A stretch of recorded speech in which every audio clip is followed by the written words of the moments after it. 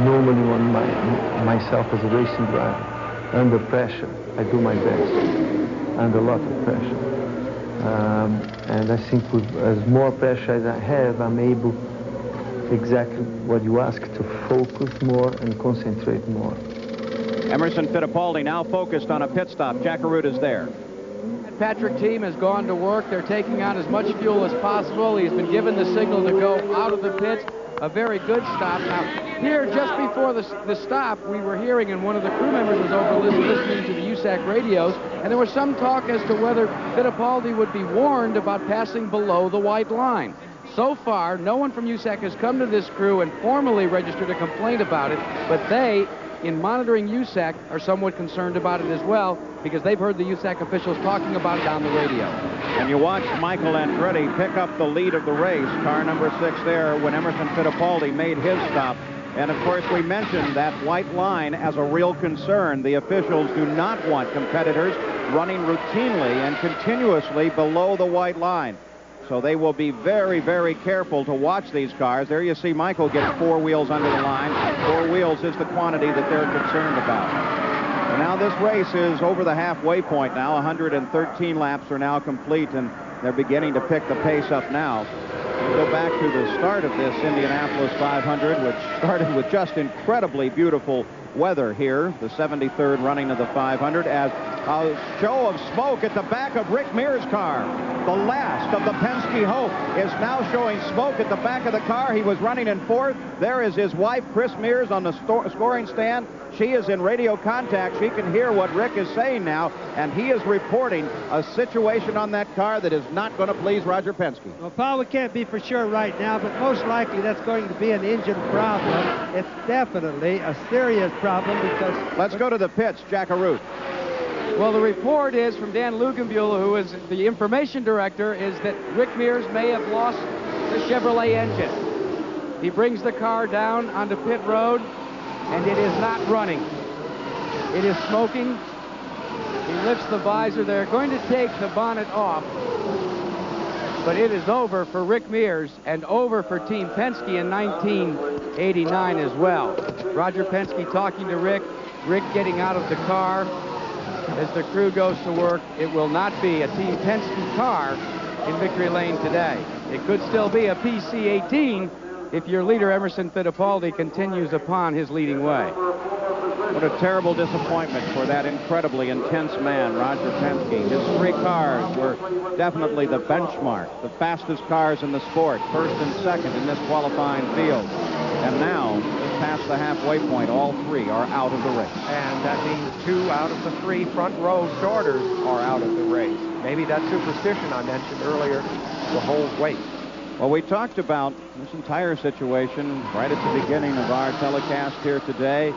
Would this man be able to score again and earn a 4th 500 victory? It will not happen, nor will it happen for Al Unser.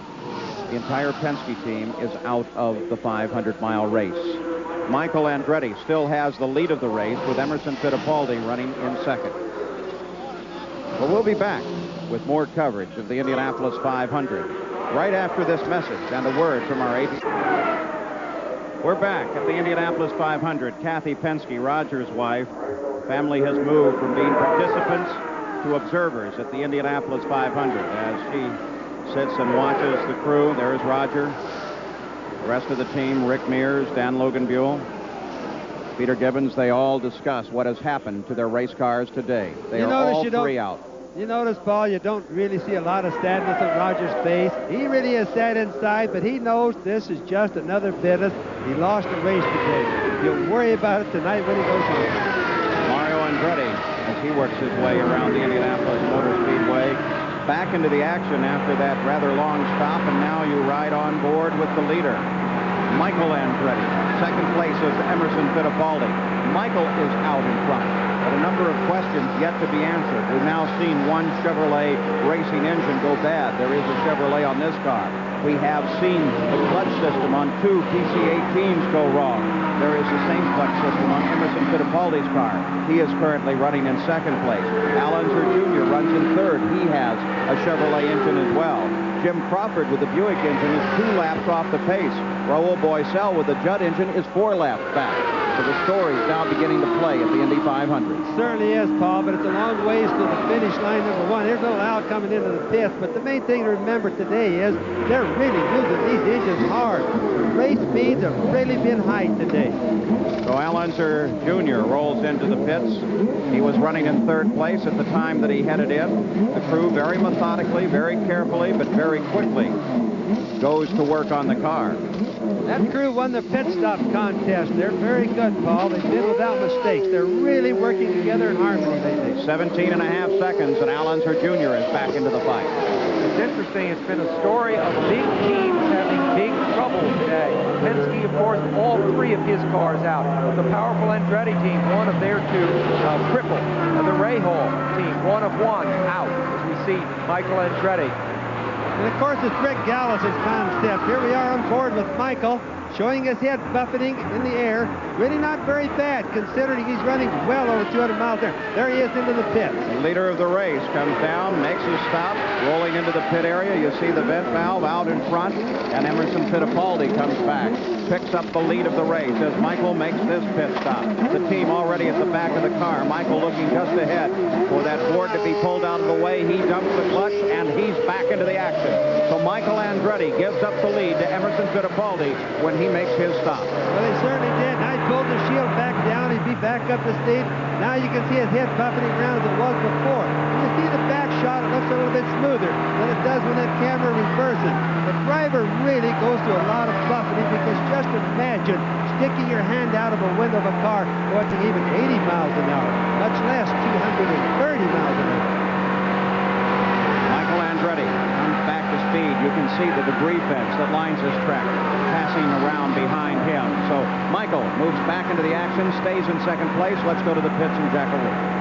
Rick Mears is the third and final Team Penske member that's out of the race, an expired engine, Rick. Well, yeah, I'm not sure what it is yet, engine, clutch, or whatever, but, you know, everything was working pretty well. We had a low valve, and I could only run about 43, 44 inches of boost, and that's all we've had all day long. That's what happened on the start, but, you know, other than that, the car was really working pretty decent. We were just going to start making some small adjustments and go from there. We ran a 217 lap, and so it wasn't too bad. Roger, what a difference a year makes. Last year, there was so much jubilation at the end of the race, and now you've got three guys that are out of the event just past the halfway mark. Well, I guess we got to root for Emerson now in our chassis, but these guys did a great job. It's one of those years, I guess, with the clutches, and we don't know what happened to the motor. Evidently, it just locked up, but Rick was telling. Looks like we've got a problem on the front straightaway, as we were in the middle of talking to Roger, and he turned around and looked as if it was Arie Luyendyk. Is it possible, Roger, is it possible that Fittipaldi could experience the same sort of clutch problem as the rest of the fellas seem to have experienced? Well, I really don't know. Everybody puts their car together differently. They've got a good crew and very experienced, and he's driving a tremendous race. The car's working well. We'll have to wait and see. It's a long race, as you know. Paul, we did check with Mo Nunn, the designer of the car that Emerson Fittipaldi, the mechanic on the car that Emerson Fittipaldi is driving, and he did say that they have made some major modifications, both in side pods and the way they hang parts and pieces on their PC-18. We'll try and check with him and see if it may have included the clutch. Well, Arie Luyendyk, he was running in 5th place when the engine let go on the main stretch. He's now over on the backside of the course. Now, what you're seeing come out of there is water, oil, everything. That's really a blown engine, Paul. I'm sure that is. That's, again, the short stroke Cosworth, just like we had in Bobby Rahal's car. All right, the Flying Dutchlers are designed to break loose without spilling any fluid. Arie Luyendyk now getting some help from the safety crews as they will try to pull him back into the pit area, but we've already seen that display of vapor at the back of the car, and that engine will not restart. I think there's just some sort of a problem yet with the new Cosworth engines, but they'll have it worked out before long. And just seconds ago, while we were reviewing the race, Emerson Fittipaldi came in for what should have been a routine stop as well. Here's Jack Arute, who was there. And Paul, what happened was what looked to be a normal pit stop turned out to be an inordinately long pit stop. Thank goodness it was under the guise of a caution period, because the crew had to go out, change 4 tires, because they discovered near the end of their stop that a right front tire had blistered. Emerson Fittipaldi, liking the setup of the car, has been pleading with them not to make any major changes on the mount, but when they saw the blister, and it was a very tiny one, they elected to change all 4